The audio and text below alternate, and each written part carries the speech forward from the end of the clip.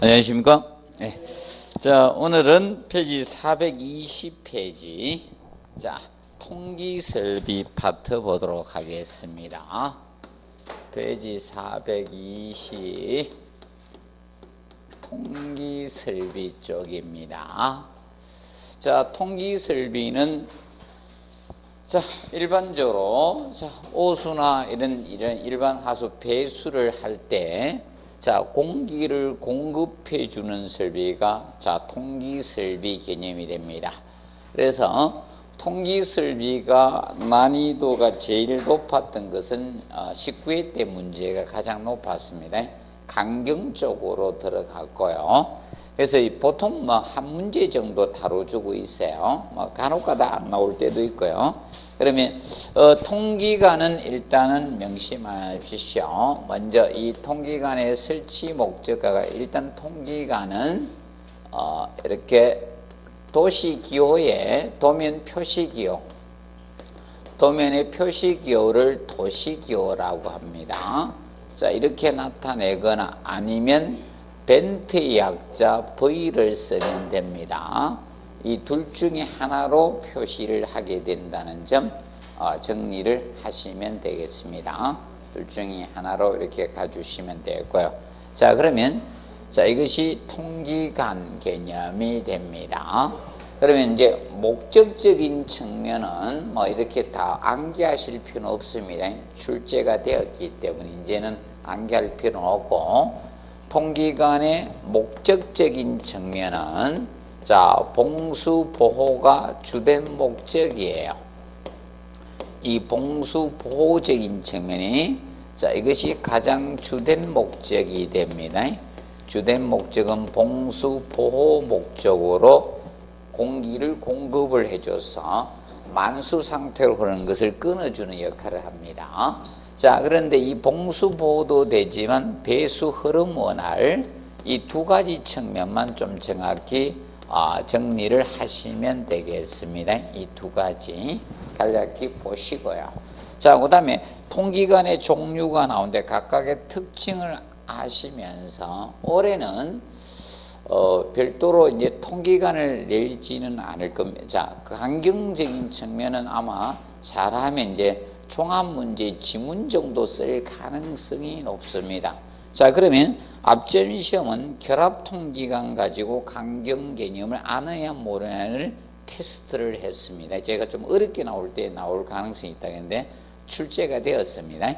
그러면 우리가 알아두실 것은 이겁니다. 이제 루프 통기관이나 아마 신정 통기관 강경을 조금 언급을 할 수가 있다라고 보시면 됩니다. 자, 그러면 각계 통기관은 올해도 아마 시험은 나오지 않을 것 같습니다. 올해도 아마 나오지 않을 겁니다. 그러면 지금 현재 배수관은 뭐다? 이렇게 실선으로 표시합니다. 배수 수평관이 있고 배수 수직관이 있습니다. 배수 이렇게 수직관이 있을 때 수평관이 있고 수직관, 그 다음에 이제 통기관이 있겠죠. 이렇게 통기관이 있습니다.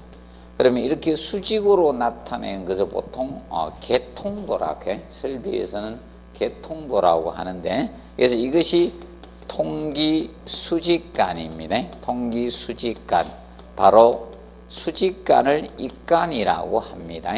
그래서 배수 수직관이 있고요, 수직관이 입관 개념이 있고 이제 수평관이 있습니다.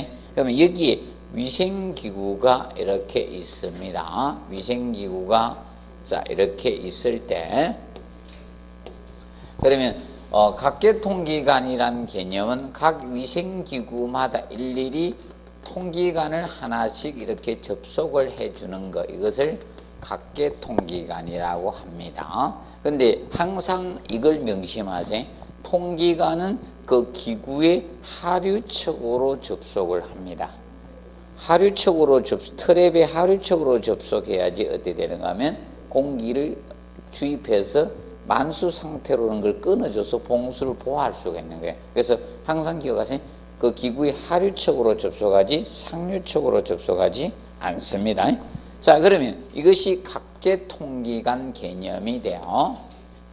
그래서 이 각계 가장 이상적인 통기 방식이 각계 통기 방식입니다.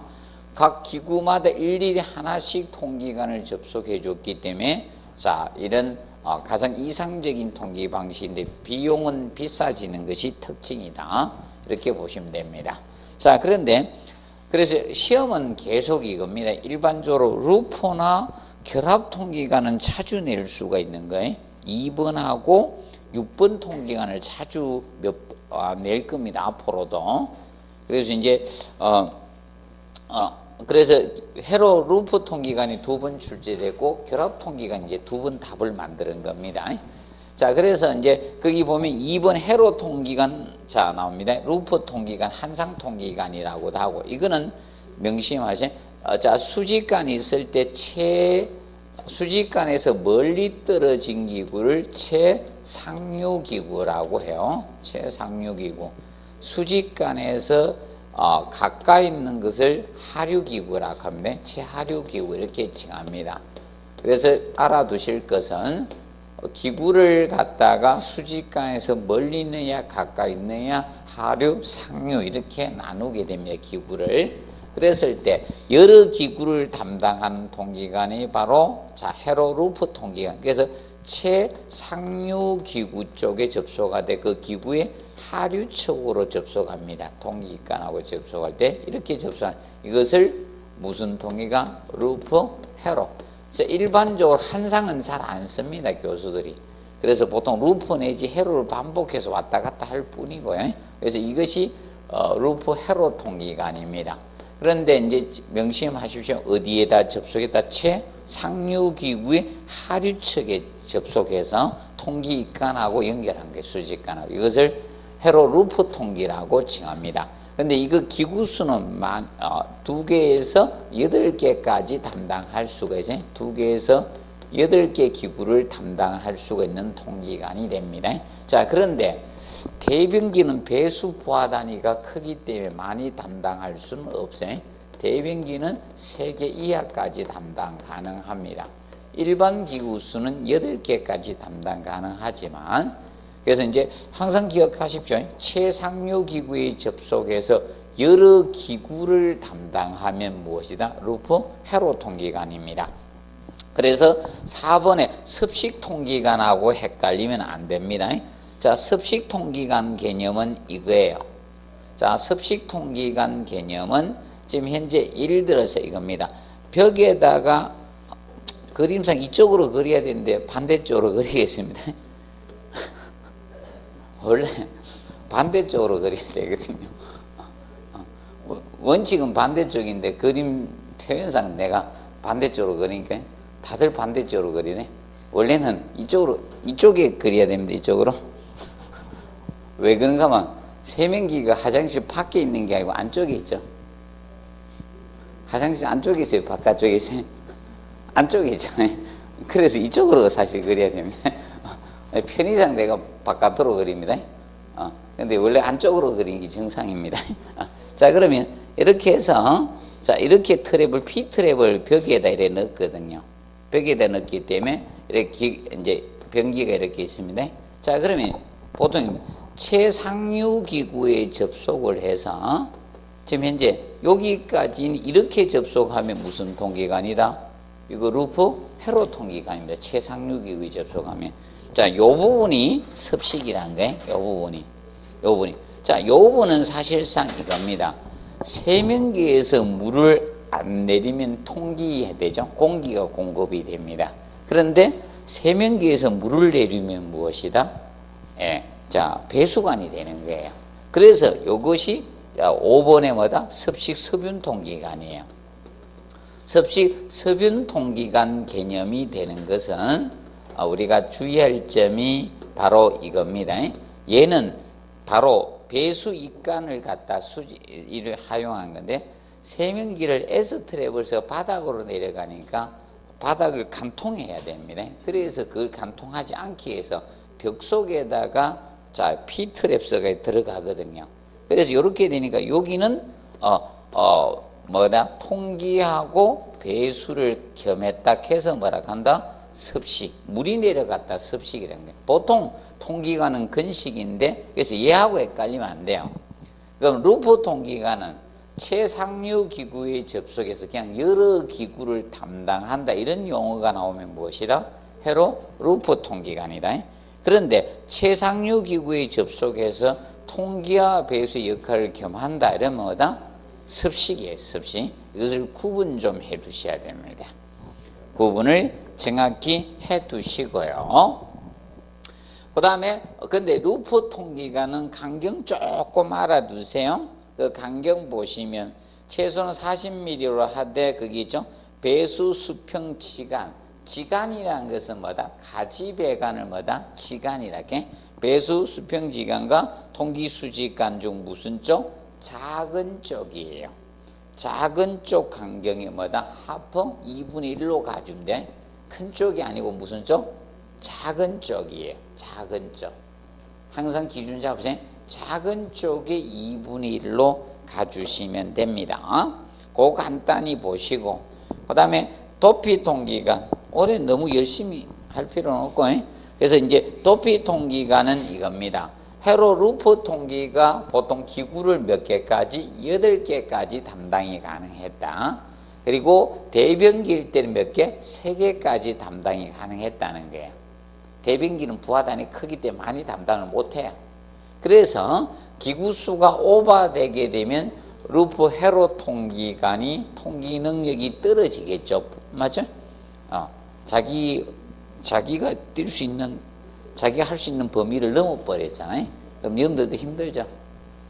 저게 최고 잘 뛰는 실력으로 열심히 뛰는데 더 열심히 뛰려고 하면 어떻게 됩니까?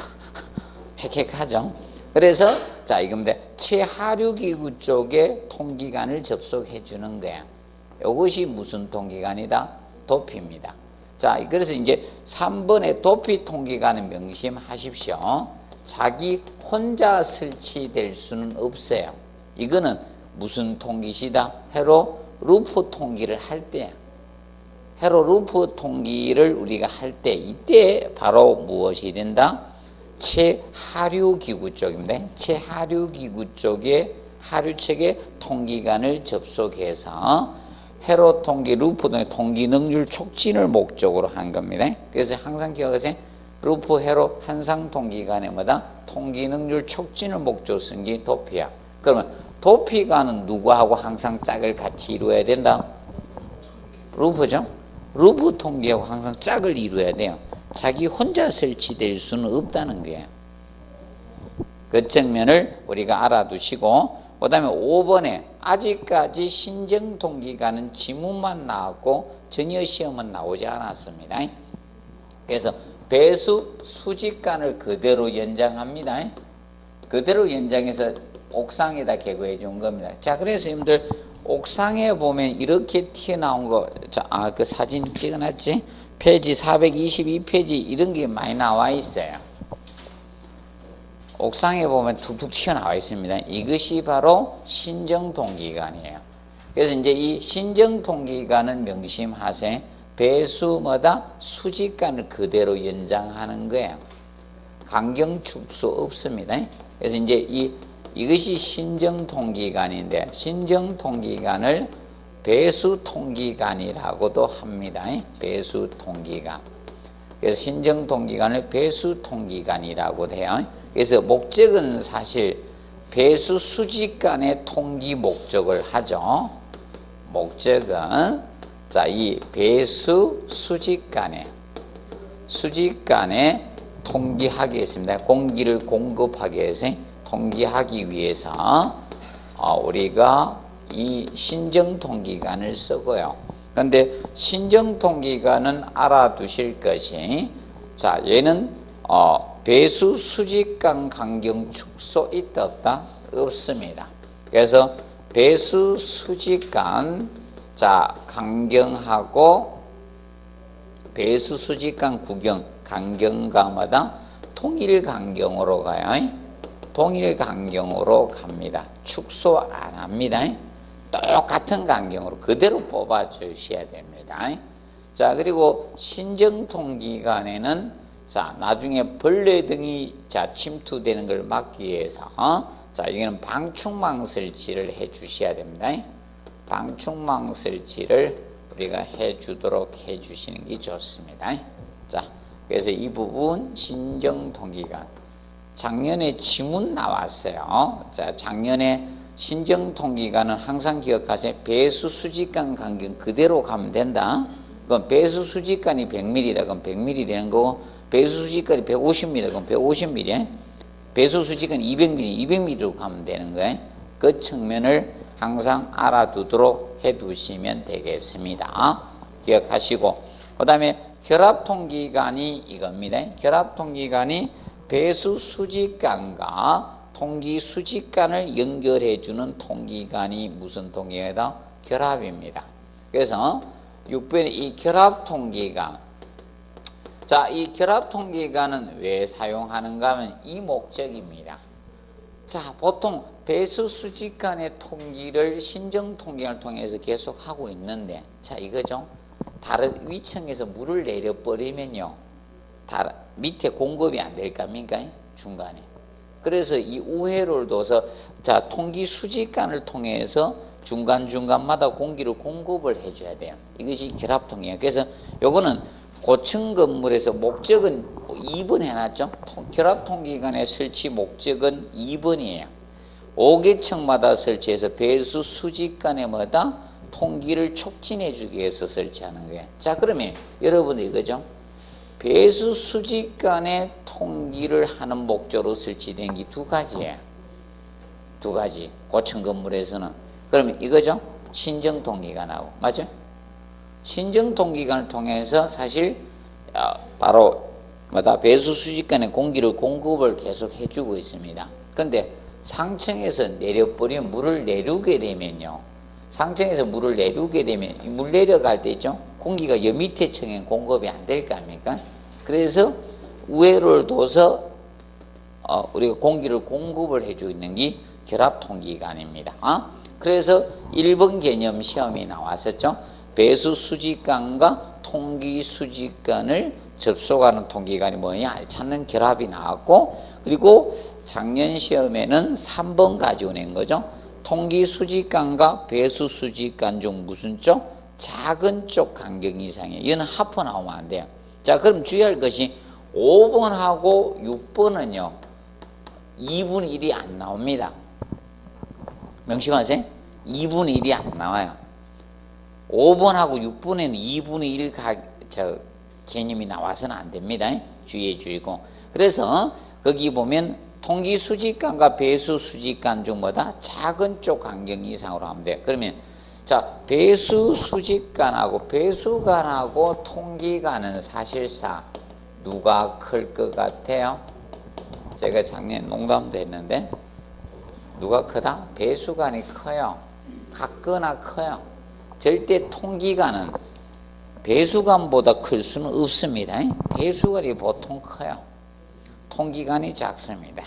자, 이거 생각하면 된다. 사람으로 치면 입이 배수간이고 콧구멍이 통기간이다. 이렇게 보시는데, 근데 코가 막혔을 때는 뭘로 숨 쉬어야 된다? 입으로 숨 쉬죠. 그래서 그때만 같은 거야. 그래서 신정통기간일 때만 배수간하고 간격이 동일하고요. 나머지는 누가 크다?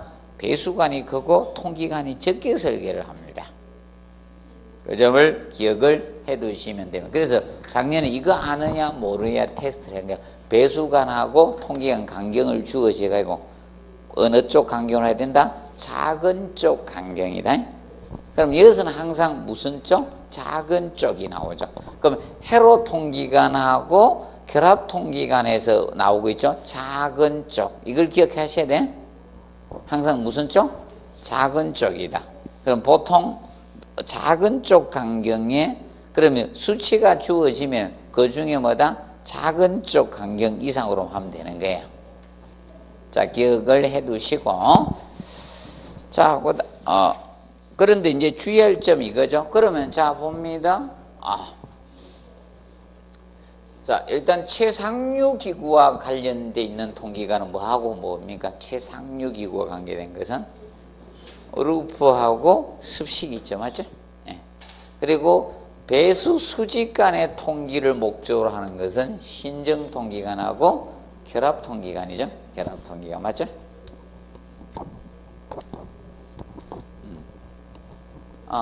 이제 방향성이 좀 달라질 겁니다. 강경은 이제 종합문제 지문 한 줄로 언급이 될 거면 이제 나오게 되면. 그래서 강경을 다루게 되면 아마 주의하세요. 회로통기간하고 신정통기간 중에 언급이 있을 가능성이 높다. 이렇게 보시면 됩니다. 종합문제. 자, 그 점 알아두시고, 그 다음에 422페이지 특수통기 방식이 나옵니다. 422페이지 특수통기 방식. 자, 이 특수통기 방식은 자, 소벤트 별도의 통기관을 설치를 하는 특수이음새를 써서 통기하는 겁니다. 그러면 배수 수직관만 이용해서 공기를 공급을 해주는 거예요. 그래서 특수이음새를 쓰는데 이제 두 가지 방법이 있다. 소벤트하고 섹스티아 이 두 가지가 있다는 겁니다. 그러면 소벤트는 자 공기 분리이음새하고 공기 혼합이음을 쓰는 거예요. 이 두 가지를 활용해서 하는 것이고요. 그 다음에 섹스티아 방식은 섹스티가 들어가줘야 돼요. 섹스티아 이음새하고 섹스티아 곡간을 활용하는 방식이에요. 그래서 두 가지, 얘는 섹스티아가 안 들어가면 안 되는 거예요. 근데 이제 소벤트 방식 이음은 공기 분리하고 공기 혼합 이음새를 활용하는 것이 소벤트 방식입니다. 간단히 알아두세요. 자, 그리고 넘겨서 보시면 424페이지 배관설계 및 시공상 주의사항 개념이 나오고 있습니다. 자, 먼저 1번의 배수 통기 수직관은 파이프 샤프트의 배관하고, 자, 보통 여러분들 이거죠. 통기관을 이런 배수관을 파이프 샤프트 내에 배관을 해야지 관리가 쉽고, 자, 소음을 줄일 수 있는 거죠. 자, 공동주택에서 자, 예를 들어서 여러분들 보겠습니다. 자, 침실이라도 배관이 내려가면 물 내려가는 소리가 어떻게? 쫄쫄쫄 하죠. 그럼 참 잘 오겠어요. 그래서 파이프 샤프트라는 것은 사실상입니다. 수직 배관의 통로라고 보시면 돼. 수직 배관 통로. 그래서 보통 현장에서는 파이프 피트락하고 지금 우리는 보통 정확한 공식 용어는 뭐다? 파이프 샤프트예요. 그래서 나중에 도면에 보시면 뭐라고 써놨는가 하면 PS라고 써놨어요.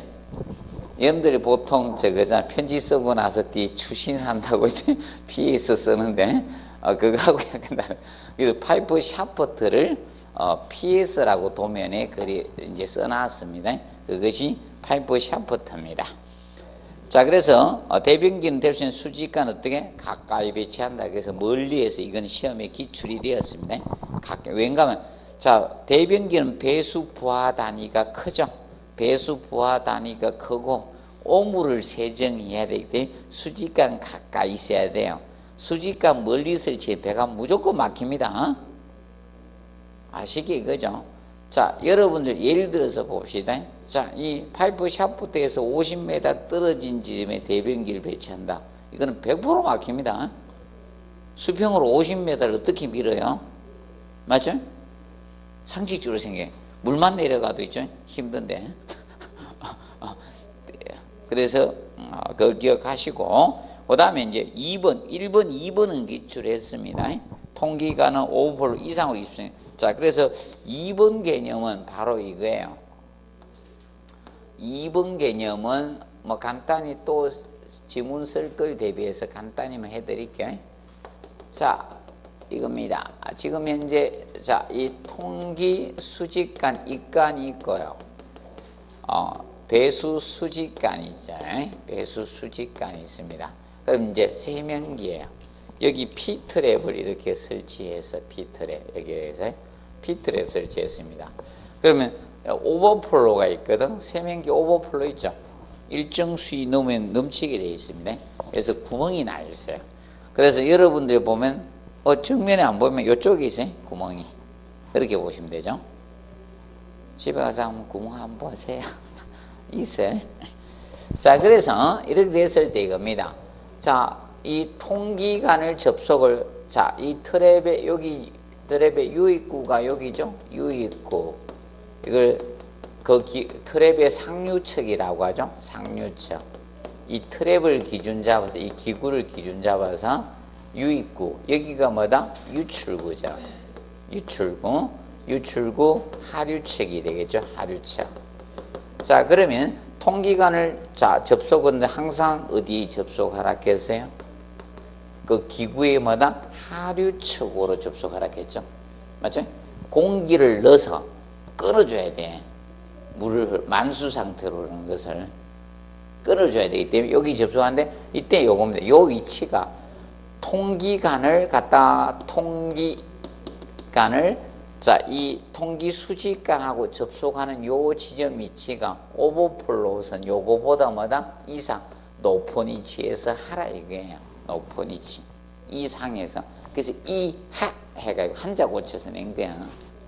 그러면 우리가 보통 얼마 정도 하는가? 통기가 150mm로 보면 돼. 안 되면 얼마 이상 높이에다 한다. 하여튼 얼마 이상 높이에 한다. 그는 150mm로 갑니다. 여기서 기본적으로. 나중에 이겁니다. 옥상에 보면 신정통기관에 나와 있죠. 최소 150mm 이상 뚫어 올려줘야 돼. 실제는 좀 더 올라가 있습니다. 기억을 해두시고 이것을 다룬 거 이상이냐 이하에서 접속해야 되냐 이겁니다. 이거는 냈고요. 근데 3번을 아직 안 내서 3, 4번 아마 가야 될 거예요. 천천히 가는 것 같아 보니까. 자, 오버플로우가는 트랩의 뭐다? 유입구측. 자, 그럼 오버플로우가 되면 트랩의 유입구측에 연결해야 된다. 오버플로우가는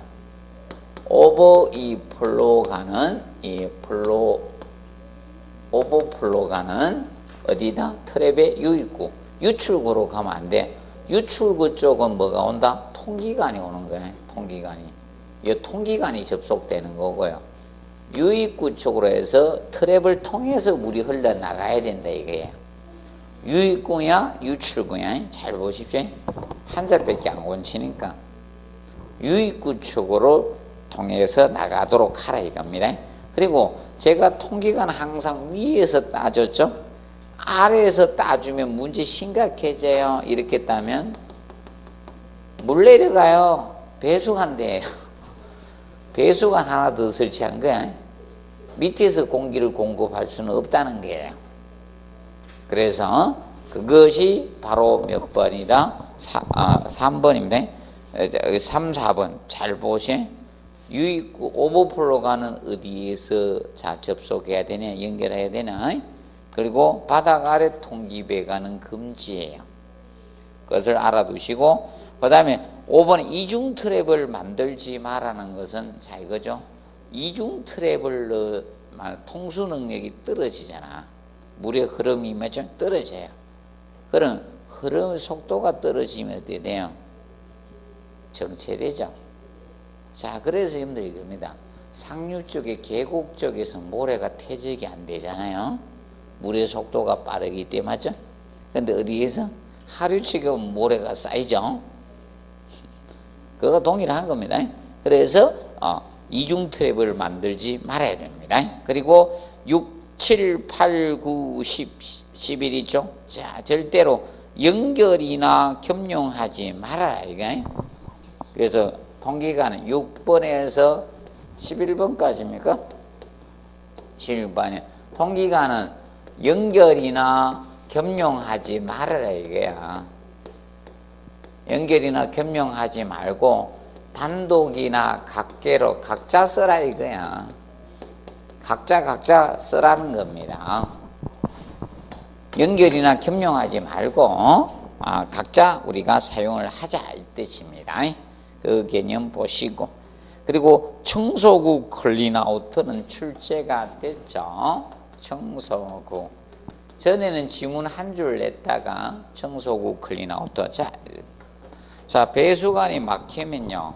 어디가 막혔는지 모르면 뚫기 굉장히 힘들죠. 도대체 어디에 배관 속을 들여다볼 수도 없는 일이고 다 뜯을 수도 없는 일이고. 그래서 이미 막히는 장소가 미리 테스트를 다 한 거야. 그래서 그 막히는 장소 부분에다가 미리 청소구를 설치해놔서 거기에다가 청소구에다 찌꺼기 제거 밸브인 베니 밸브를 달아요. 그걸 열어서 제거하는 게 청소구 클린아웃입니다. 그래서 얘는 시험을 낼 것이 사실상 세 가지 부분이 있거든요. 그래서 어떤 접속점은 다 우리가 막히기 쉽죠. 그래서 이제 주의할 것이 3번이야. 3번, 5번, 6번이에요. 5번, 6번인데 6번 가지고 18회 때 낸 거야. 이걸로 답을 만든 거야. 18회 때 여기서 기출식인 거야. 두 가지 A, B로 나누어지잖아요. A와 B로 나누어지니까 이거 또 틀리게 안 합니다. 하나만 가르쳐줄게. 답 안 돼. 답 뗐던 놈은 답이 안 돼. 앞으로 명심하세요. 자, 그래서 거기 이제 5번에 그래서 수평지간의 3번에 뭐다? 최상단부입니다. 지간은 뭐다? 가지배간이라 했죠. 가지배 최상단되고요. 그 다음에 5번에 45도 이상 각도로 구부러지는 거 보시고, 자, 그 다음에 이제 넘겨가 보시면 페이지 426페이지 8페이지입니까? 오수 처리 설비 보도록 하겠습니다. 오수 처리 설비. 오수 처리 설비는 한 문제 정도 나올 수 있는 파트. 한 문제입니다. 작년에는 정화조의 수질오염 우리가 수질오염에 관련된 걸 모두 고르세요 해서 BOD, DOSS를 고르는 문제를 출제를 했습니다. 자, 그러면 페이지 428페이지 보시면 기초사항에서 첫 번째 오염지표 개념이 나오는데 BOD는 이미 3번이나 냈고 종합문제 자꾸 지문만 나옵니다. 이제 앞으로 BOD는. 그래서 BOD는 생물학적 산소 요구량이죠. 자, 정화조의 오수가 유기물이 포함되어 있죠. 맞죠? 아이고, 땅덩어리가 무기물질이에요. 유기물질이에요. 유기물이죠. 그래서 이 미생물에서 분해하는데 5일 동안 시료를 우리가 기간 둬서 그때 얼마나 산소 소비되냐 이것이 BOD죠. 그 BOD 수치가 높을수록 수질오염은 크다는 거죠. 그래서 COD는 사실상 이거예요. 수질오염 지표는 맞지만 사실 정화조는 보통 COD를 거의 측정할 필요가 없죠. 왜 그런가 하면 정화조에서는 여러분들 쉽게 이거 보시면 돼요.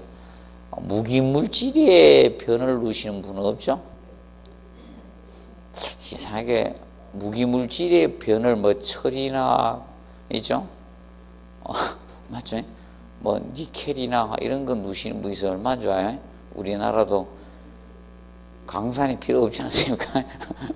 그래서 이제 COD만 그래서 잘 안 낸 거예요. 그리고 DO가 있고, 그 다음에 4번에 SS가 있습니다. SS. 그리고 5번, 그래서 이제 알아두실 거 이겁니다.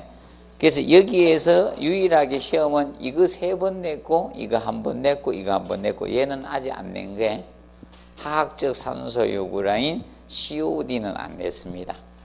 그래서 혹시나 나오도 주의하실 것이 이 COD는 우리가 알아두실 화학적 산소 요구라서 이거는 이 무기물질이 함유되어 있을 때 많이 합니다. 무기물질이 포함된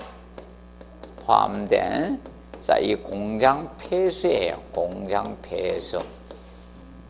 무기물질이 포함된 공장 폐수. 공장 폐수에 우리가 이 수질 오염 측정이죠. 수질 오염 측정에 바로 이 COD를 우리가 측정을 하게 됩니다. 간략히 기억을 해 두시고, 그리고 DO가 무엇이다? 용존산소량이죠. DO는 용존산소량이고, 물속에 얼마나 산소가 나가냐? SS는 우리가 부유물질이죠. 부유물질로서. 자, 오수의 뭐다? 탁도를 나타내는 것이 SS입니다. 자, 그런데 얘들은 다 이 네 가지가 측정 단위가 동일합니다. 자, 측정 단위는 ppm 단위를 쓰고 있다. ppm, parts per million. 그래서 parts per million 개념이 바로 100만 분율 단위입니다. 100만 분율.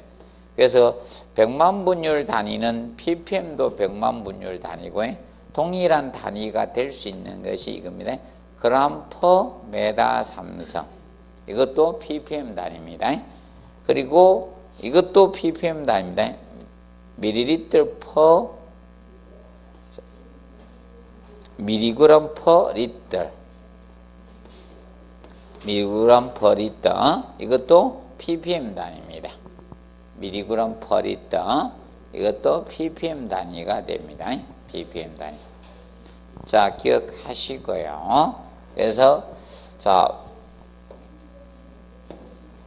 정리하시고, 그래서 100만 분율 ppm 단위를 쓰고 있다는 거 기억하시고, 그 다음에 이제 스큼, 5번에 스큼이 나오죠. 스큼하고, 그 다음에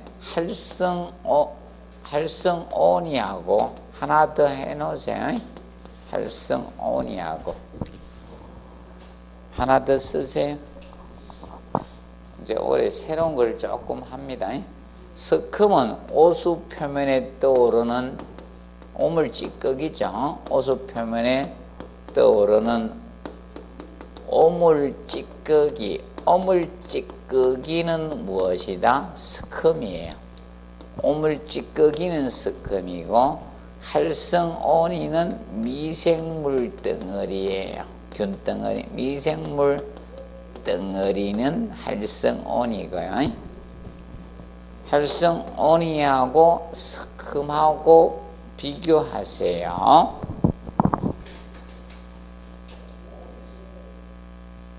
할성온이하고 조금 주의해서 정리를 해 두시면 된다. 자, 429페이지 용어 정리가, 이 용어는 지금 출제된 것이, 자, 429페이지 그 밑에 보시면 밑에서 하나, 둘, 셋, 네 번째 용어죠. 분류식 하수 갈로가 시험에 나왔어요. 그래서 함유식 하수 갈로하고 조금 비교해 두십시오. 그래서 오수하고 하수 유입된 빗물, 우수를 어떻게 함께 흐르도록 하면 함유예요. 그런데 오수하고 자, 뭘 갖다가 빗물이죠. 빗물을 구분되도록 흐르게 한 것이 뭐다? 분류식 하수 갈로예요. 그러면 신도시들은 이 분류식 하수 갈로가 묻혀 있어요. 근데 그 구도시들이 뭐다? 함유식 하수 갈로 형태가 많아요. 그래서 구도시들은 정화조를 그래서 퍼는 거예요. 주기마다. 근데 신도시들은 정화조 안 퍼. 똥차가 안 와. 그 차이점이에요. 그래서 우리 아파트 단지는 똥차가 안 오더라. 그러면 무엇이다? 분류식 하수 갈로가 묻혔다라고 보시면 돼요. 그러면 함유식 하수 갈로에 있는데 오수하고 우수를 함께 흐르도록 하면 심각한 문제죠. 냄새가 나잖아요. 그렇게 정화조 설치해서 오수를 정화해서 어떻게 내려보내야 되잖아요. 진짜 오수를 그대로 내려보내면 안 되겠죠. 그러면 시내 전부 다 똥냄새 나야 돼요. 쾌쾌한 냄새가 납니다. 그래서 빗물과 어떻게 흐르도록 했느냐, 그 차이점이다. 구분해서 그러냐, 함께 흐르냐. 함께 흐르면 뭐다? 함유. 구분하도록 하면 뭐다? 분류. 그렇게 보시면 된다. 그러면 옛날 나올 때는 이겁니다. 강거, 갈로가 아니고 강거였었어요. 강거였다가 요 용어가 칼로로 이렇게 바뀌었어요. 칼로로. 그래서 혹시나 다른 이런 문제집 미리 풀어보고 이런 사람들 중에 혹시 강거라고 나오면 가그 용어예요. 강거가. 오케이? 강거라고 나온 것은 가거다.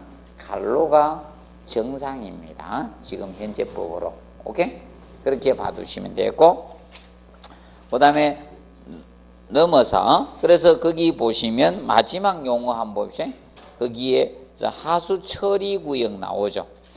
하수 처리 구역은 하수를 공공 하수 처리 시설에 유입해서 처리할 수 있는 지역이 바로 뭐다? 하수 처리 구역입니다. 하수 처리. 그러면 보통 도시들은 거의 대부분 무엇이다? 하수 처리 구역으로 많이 되어 있다는 거예요. 그래서 가거에는 어떻게 됩니까? 쉽게 이겁니다. 옛날 한강에 완전 똥물이었죠. 맞죠? 한강에서. 요새는 여러분들 보면요, 하천을 많이 살려놔가지고, 저희 주변에 하천이 있는데, 거기, 와, 요새, 저런 거 막, 철새돼 있죠? 와가지고 막 다니고, 좀 오리도 막 키우고, 막, 별의별 다 있습니다. 와, 하천 좋아진 겁니다. 하수 처리구 이거 하고 나서. 그 전에 완전 똥물이었죠, 거의. 도시 하천 그런 거 있죠? 지금 많이 좋아진 거예요. 하수 처리구역 돼서. 그렇게 보시면 되고, 그 다음에 BOD 제거율하고 BOD 부하 나오죠. 자, BOD 제거율. BOD 제거율은 시기 한 번 냈고요.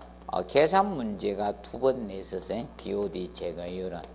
BOD 제거율은, 자, 이거죠. 분자에다가 유입수 BOD. 자, 정화조에 들어온 유입수의 오수의 BOD에다가 유출수. 자, 방류수라고도 하죠. 이것을 유입수 BOD로 나눠서 백분율로 한 것이 바로 BOD 제거율 개념이 된다. 자, 그러면 지금 현재 계산 문제를 이것만 낸 거예요. 유입수 BOD를 구하세요. 이걸 X로 둔 거예요. 그러면 자, 이 세 개 요소 중에 하나만 미지수로 둬야지 구할 수 있는 거죠. 2개를 미지수로 주면 어떻게 구합니까? 못 구하잖아요. 자, 그러면 앞으로 유출수 BOD, 방류수 BOD를 구하라 할 수도 있는 거고, 맞죠? BOD 제거율을 구하라 할 수도 있는 거예요. 이 식을 알아두시고 어떻게 하는가 하면 풀지 말고 그냥 검산을 하세요. 하나씩 답을 넣어보면 돼. 딱 맞아 떨어지면 땡큐다 이렇게. 검사는 하면 돼요. 검사. 그래서 기억을 하시면서, 그런데 이 BOD 제거율이 바로 무엇을 나타낸다? 정화조의 성능이에요. 얘가 정화조의 성능을 나타내는 지표입니다. 나타내는 지표 개념이 된다는 것을 명심하세요. 정화조의 성능을 나타내는 지표예요. 자, 얘는 수질오염 지표는 아니다. 저는 이렇게 낼 줄 알았습니다. BOD 제거율 넣어가지고, 자, 정화조의 수질오염 지표가 아닌 것 같아서 얘를 답으로 만들 줄 알았지만 앞전에 모두 고르세요 이렇게 낸 거예요. 자가 똑같이 내면 안 되니까. 자, 보시고, 그 다음에 이제 이 BOD 제거율은, 그러면 이거죠. 여러분들, 자, 뭐가 적어야지 BOD 제거율이 커지는 거예요? 이거죠. 유출수. 유출수, 방류수 BOD 수치가 적으면 적을수록 깨끗한 물 아닙니까? 맞죠? BOD 수치가 크다는 것은 수질오염이 뭐다? 크다는 거예요. 맞죠? BOD 수치가 작을수록 수질오염이 적다는 거예요.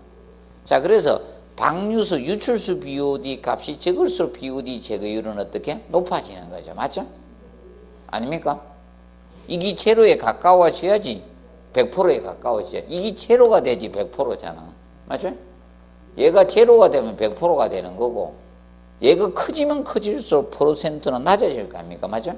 감해주니까. 그래서 우리가 기억하실 거는 BOD 제거율이 바로 뭐다? 정화조의 성능을 나타내면서 제거율이 높을수록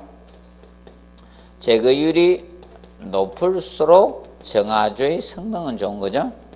정화조의, 자, 이 성능이 우수한 겁니다.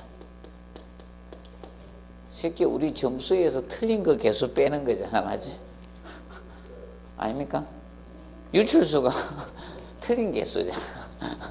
틀린 개수만큼 빼야지 점수가 많이 나오죠. 이게 적어야 되잖아, 맞죠? 쉽게. 쉽게 하나 틀리면 90, 맞죠? 2.5점 빼니까 점수가 높아지잖아, 맞죠? 이게 하나도 안 틀리게 돼야지 100% 되잖아. 유입수는 맞은 개수고 전체 문제 개수라 하고, 맞아? 뭐 이거 어려워할 필요 없죠. 유입수가 전체 문제 개수고, 맞아? 유출수가 틀린 개수 아닙니까? 그래 보면 쉽잖아요.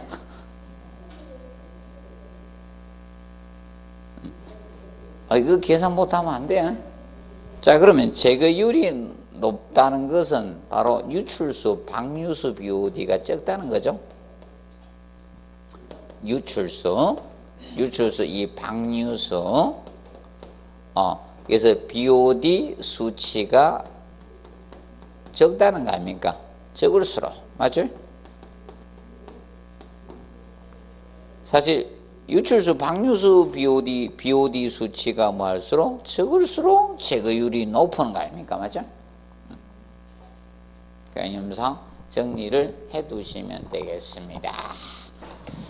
자, 그리고 431페이지 오수 정화 처리 방식이 나오는데, 오수 정화 처리 방식에서 보시면 물리적 처리 방식, 그리고 화학적 처리 방식, 생물학적 처리 방식이 있습니다.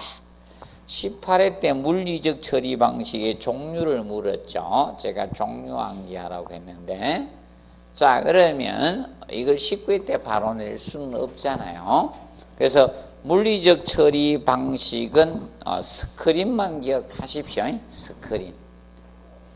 물리적 처리 방식은 스크린을 정확히 알아둔다. 자, 스크린은 일종의 뭐다? 여가장치라는 점 기억하십시오. 일종의 여가장치였다. 여가장치입니다. 일종의 여가장치입니다. 기억을 해 두시고, 일종의 여가장치고. 그런데 여기 사실상 오물을 파쇄하는 역할도 사실상 합니다. 그래서 이제 여기에 이제 뭡니까, 안 될 것을 넣으면 여기에 다 걸립니다. 그래서 부유물질, 큰 부유물질을 갖다 뭐다 제거하는 것이 바로 스크린입니다. 스크린. 이제 스크린 부분이 정화조에서 가장 비위생적이 됩니다. 스크린 부분이 정화조에서 가장 비위생적입니다. 비위생적이라는 점 기억하십시오. 그리고 스크린은 주기적으로 점검 청소를 해줘야 돼요. 주기적으로.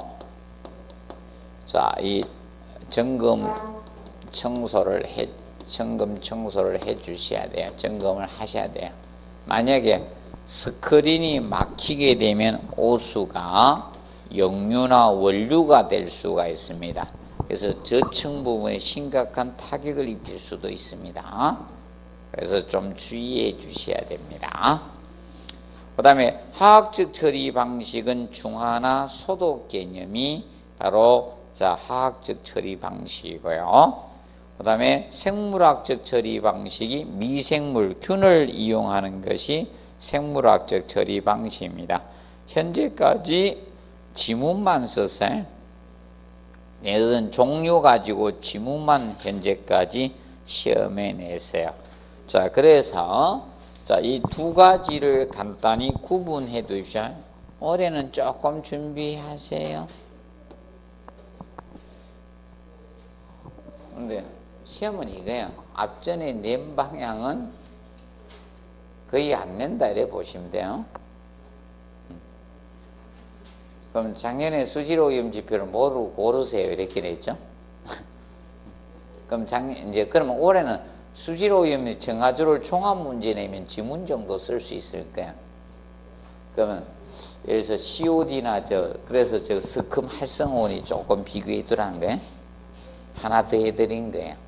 활성온이까지 해드린 거예요. 미생물 덩어리가 뭐다?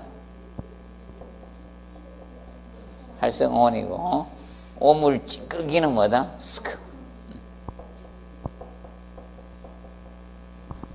자, 그러면, 자, 형기성 처리하고, 자, 형기성 처리하고 호기성 처리가 있다.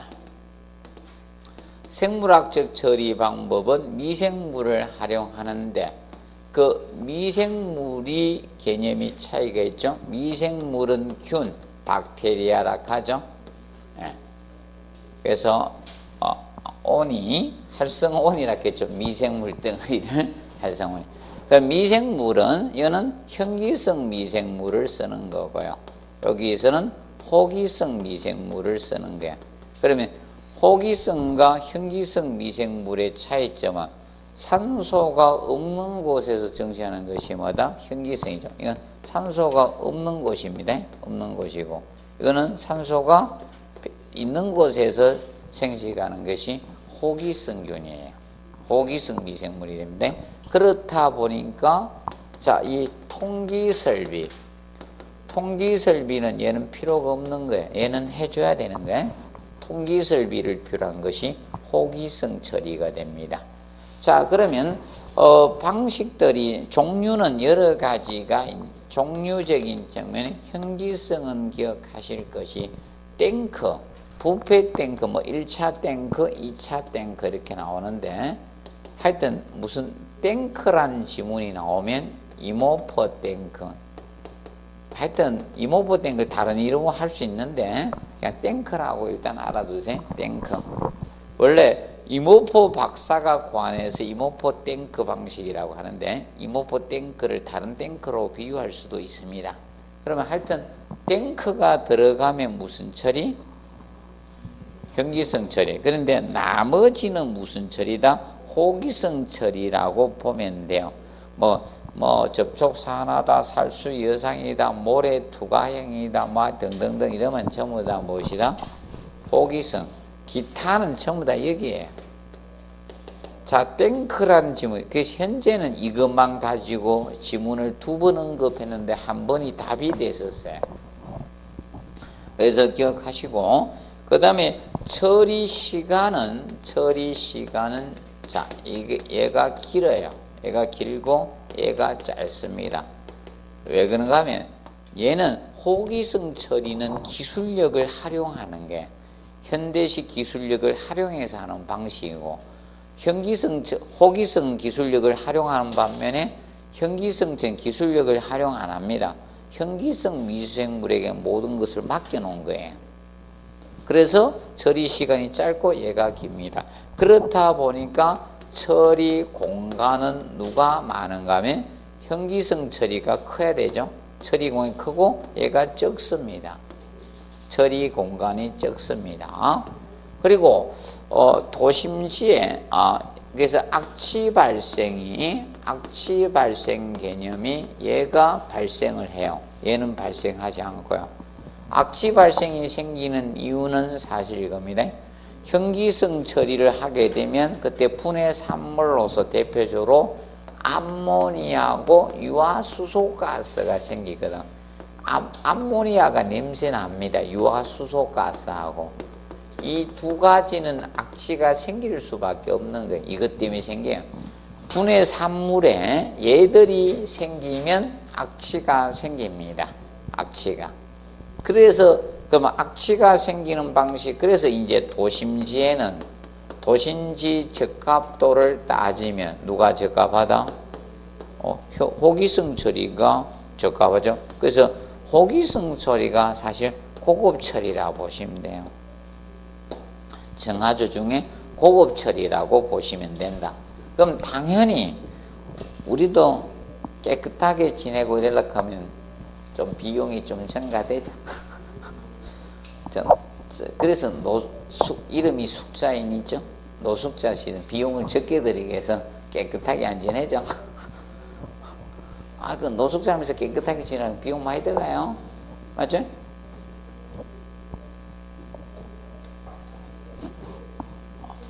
노숙자도 서열이 있던데. 와, 분기권이 있던데. 저 부산역 가면요 서열이 있는가 봐요. 노숙자도. 몰라, 그런 것 같은데 느낌. 부산역에서 한번 보니까. 대전은 노숙자 잘 없죠? 있습니까? 몰라, 대전역에서 잘 못 보는 것 같은데. 대전역에서 잘 데가 별로 없는가 보네. 뭐, 주는데도 잘 없는가 봐. 주는 사람이 별로 없는가 봐요. 뭐 노숙자도 이렇게 컵라면 끓여 먹고 막 이래던데, 한 번씩.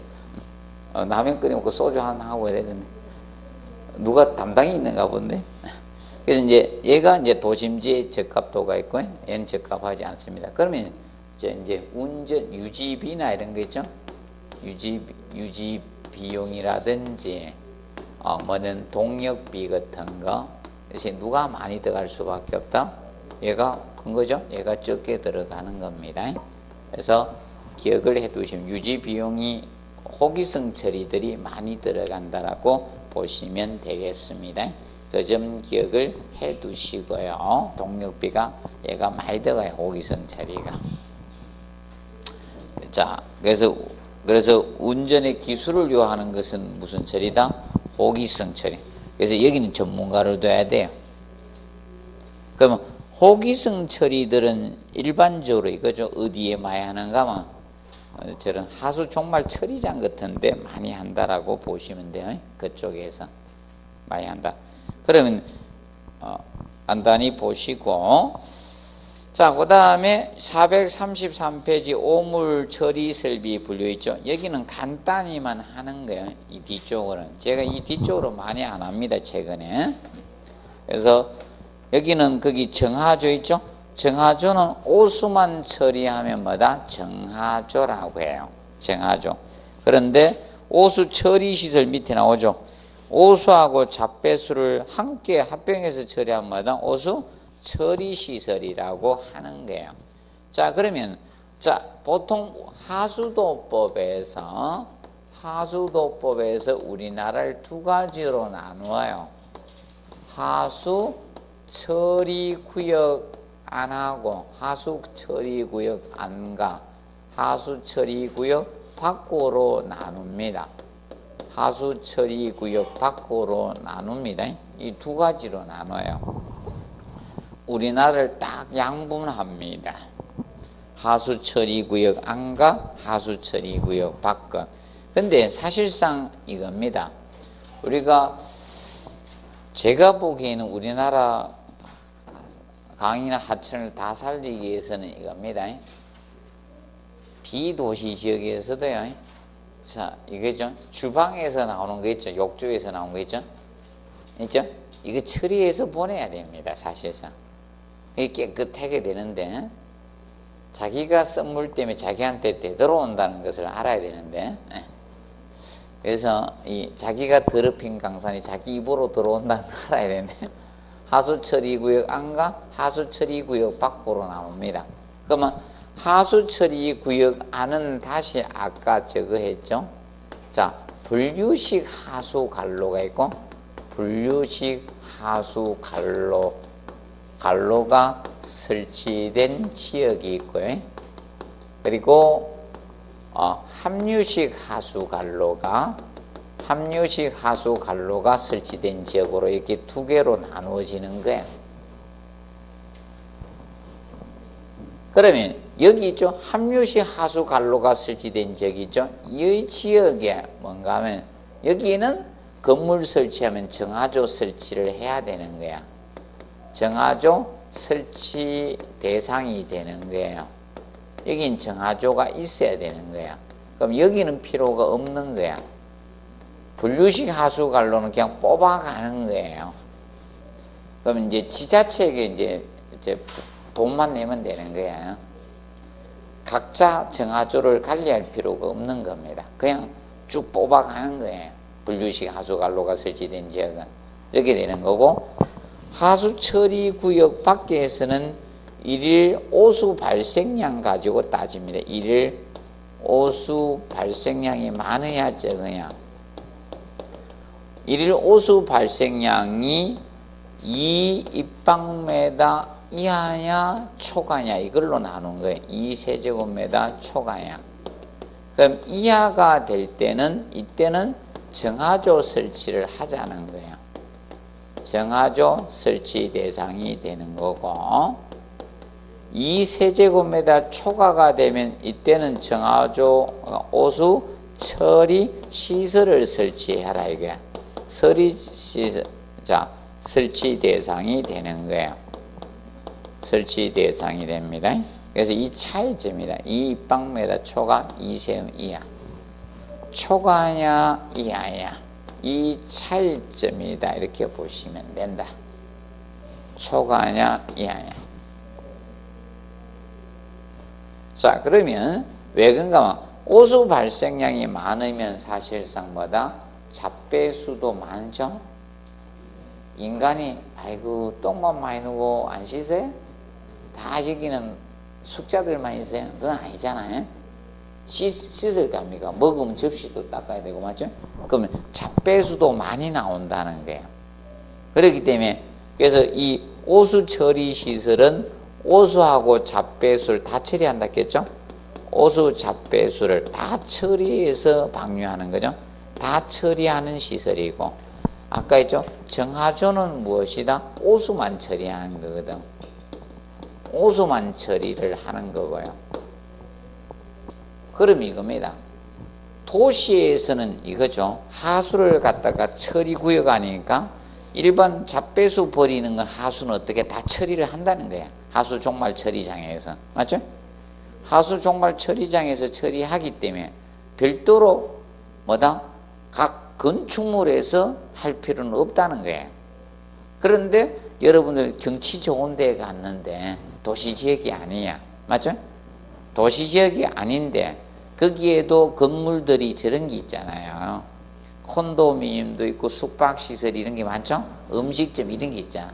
걔들이 썬 물이 그대로 어떻게 강 하천으로 들어가면 오염이 될 거 아닙니까? 다량이 들어가잖아. 그래서 자 예를 들어서입니다. 콘도미니엄 이런 크게 짓잖아요. 맞죠? 그걸 샤워한 물 이런 것이 모두 자 샴푸, 트리오 이런 것들이 그대로 하천으로 들어가 봐요. 문제가 심각하니까 그 어떻게 처리를 해서 보내자 이거야. 도시에는 오수 처리 시설이 거의 없다라고 보시면 되고 지금은 옛날엔 대상이 되었는데 지금은 우리나라가 도시 지역은 하수 처리를 거의 다 하죠. 그래서 이렇게 된 겁니다. 보시면 그러면 그 점을 우리가 이해를 해 두시면 되고요. 그리고 혹시 그 436페이지 정하조 있죠. 부패조 용량 산정하는 거 조금만 알아두시면 돼요. 부패조 용량하는 식 나와요. 부패조 용량 구하는 식 나오죠. 부패조 용량 구하는 식을 보시면 자 이겁니다. 뭐 5인 이하일 때는 혹시나 한번 합시다. 다른 데는 다 냈는데 우리 시험은 안 냈어요. 1.5 입방메다 이게 최소 용량이에요. 한 명이 되든 5명이 되든 무조건 있잖아요. 우리는 내 혼자 살아도 정하조는 얼마? 1.5 부패조는 1.5 입방메다는 돼야 된다. 세제곱미터는. 자 그리고 5인에서 500인까지는 요 사이에서는 1.5 플러스 n-5다. n입니다. 영어 n. 이건 사용 인원수입니다. 사용 인원수. 자, 곱하기 0.1로 하고요. 자, 500인 이상일 때는 우리가 1.5 51 플러스 n-500에다 곱하기 0.075를 해주시면 돼요. 근데 보통 시험은 여기에서 많이 다루게 됩니다. 여기에서 보통 다루게 되는데 자 그러면 5인에서 500인일 때는 자 이 식에 의해서 구하고 이 식은 왜 나왔나 설명드릴게. 식에 대해서 설명드릴게. 자 이겁니다. 1.5 최소 기준이 있잖아요. 거의 그대로 내려왔어요. 왜? 5명은 무조건 1.5니까 맞죠? 플러스 n-5 앞에 뭐다? 5명은 구해놨잖아.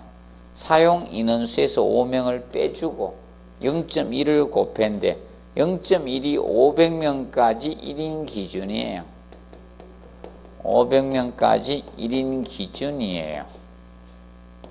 1인 기준이 0.1 입방메다입니다. 그래서 계산한 거고, 뭐 식은 몰라도 돼. 그냥 인원이 주어졌다. 부패 용량 500명이든 300명이든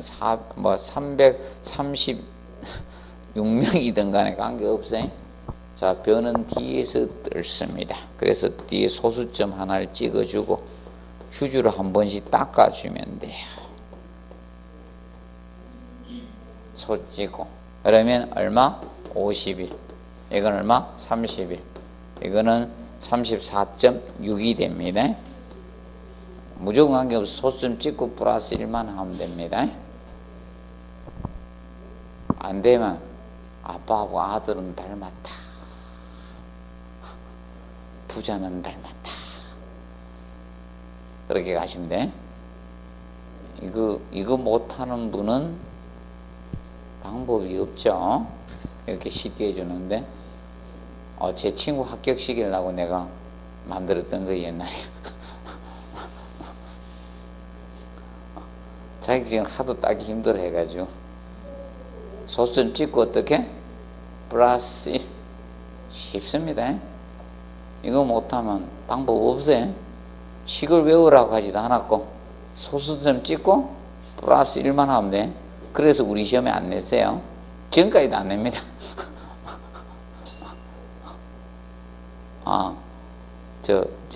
제가 건축학원에서 설비를 강의를 안 했었고 초반에는 법규하고 이런 거 강의했거든. 건축 설비의 구조 뭐 이런 거 설비 이런 거가 나는 건축 설비 기사 강의했었고 건축 설비 강의하시면 다른 분이 했는데 식을 암기하라 하시더라고요. 그거는 식 암기할 필요 없어요. 이거 못하겠다 이래도 내 친구가 그래서 쉬운 거 가르쳐 줄게. 너만 알아야 되면서 그때 써먹기 시작했는데 간단해. 못할 분 없죠? 변이 뒤에서 떨어요? 앞에서 떨어요? 뒤에서 떨죠? 한번 끊어야 되잖아. 달고 있을 거예요? 한번 끊고 휴지를 한번 닦아야 돼. 비대기 있어도 맞죠? 자, 그리고 요거는 부패주 용량이고 산화주 용량은 어떻게 가면 된다? 산화주 용량은